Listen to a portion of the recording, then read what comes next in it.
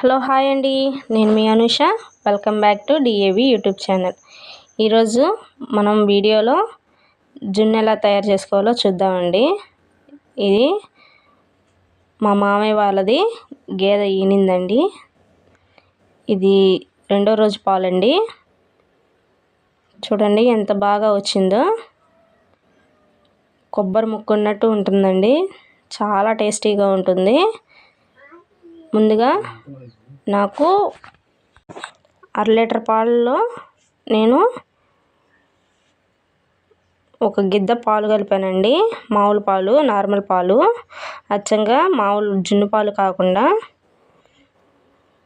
చూడండి, బెల్లం బాగా చిన్న చిన్న ముక్కలుగా క్రష్ చేసి ఈ విధంగా బెల్లాన్ని వేసుకుని పాలలో బాగా మొత్తం బెల్లం మొత్తం కరిగిపోయేంత వరకు గరిటెతో తిప్పుతూ కలుపుకోవాలండి. తర్వాత 2 యాలకులు కూడా క్రష్ చేసి వేసుకుంటున్నాను. ఈ విధంగా మొత్తం కూడా చక్కగా ఈ బెల్లం అనేది మొత్తం కరిగిపోవాలండి, ఏమీ ఉండకూడదు. మొత్తం బాగా కలుపుకుని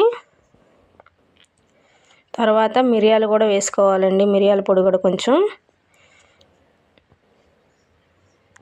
జున్ను పాలండి, అస్సలు ఎంత తిన్నా కూడా చాలా బాగుంటుంది. ఇంకా తినాలనిపిస్తుంది. చూడండి, ఈ విధంగా మొత్తం బెల్లం అంతా కూడా కరిగిపోయింది.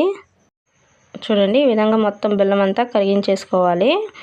మీరు కూడా మీ ఊర్లో జున్ను తిని ఉంటే నాకు కామెంట్ బాక్స్లో కామెంట్ చేయండి. చూడండి, నేను జున్ను ఉడికించుకోవడానికి మందపాటిది ఒక కుక్కర్ గిన్నె తీసుకున్నానండి. దానిలో ఒక 3 గ్లాస్ వాటర్ పోసుకొని ఈ మనం బెల్లం కలిపి పెట్టుకున్న జున్ను పాలని దానిలో పెట్టుకుని మూత పెట్టేసేసి నేను చూపించిన విధంగా చూడండి, ఈ విధంగా పెట్టుకుని ఇట్లా ప్లేటు క్లోజ్ చేసేసి దాని మీద బరువు పెట్టండి ఏదన్నా. ఎందుకంటే బరువు పెట్టకపోతే ప్లేటు ఆవిరికి ప్లేట్ అనేది కింద పడిపోతుంది.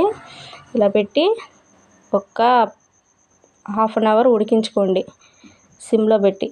చూడండి, విధంగా ఉడికింది కదా. మనం ఏదైనా టూత్పిక్ పెడితే అతుక్కుని రాకూడదు.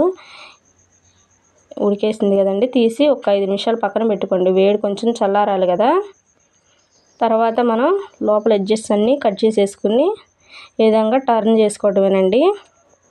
చూడండి, ఎంతో రుచికరమైన జున్ను అనేది రెడీ అయిపోయింది. చాలా అంటే చాలా గట్టిగా లేత కొబ్బరి ముక్కలాగా ఉంటుందండి జున్ను అనేది.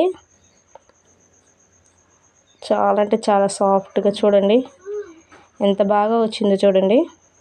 ఒకసారి మీరు కూడా ట్రై చేసి కామెంట్ బాక్స్లో కామెంట్ చేయండి.